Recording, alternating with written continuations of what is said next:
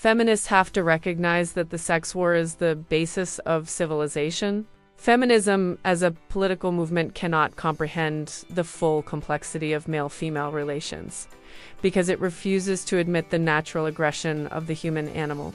The sexes are eternally intentioned, and this tension is the origin of art, religion, and culture itself. When feminism tries to eliminate that tension in the name of fairness or safety, it sterilizes the dynamism that makes life passionate and dangerous. Civilization is built on that dangerous energy, on the erotic polarity between the sexes, and when that polarity is denied, culture itself begins to decay. Paglia's assertion is less a critique of feminism than a philosophical indictment of its metaphysics. She regards the feminist project not simply as a social reform movement, but as an ontological, refusal to acknowledge the tragic foundation of life. In her view, the feminist impulse to neutralize power, to equalize and sanitize human relations, arises from a naive faith in the perfectibility of human nature. Yet for Paglia, human nature is not a social construct to be improved, but a primal force to be harnessed. Eros, violence, and domination are not aberrations.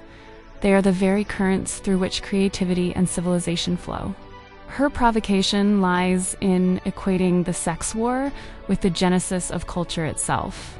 By doing so, she reclaims aggression and erotic tension as aesthetic principles rather than moral defects.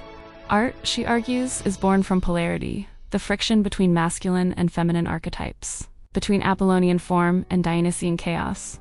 To abolish that duality in pursuit of moral symmetry is, to Paglia, to empty civilization of its vitality.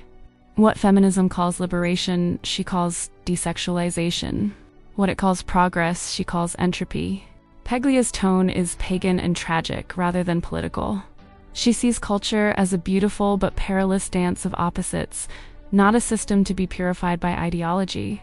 The feminist dream of safety, in her analysis, leads to sterility, to classrooms without eros, to art without transgression, to discourse without danger. Her defense of sexual tension is therefore not nostalgia for patriarchy, but an argument for the sacred necessity of difference.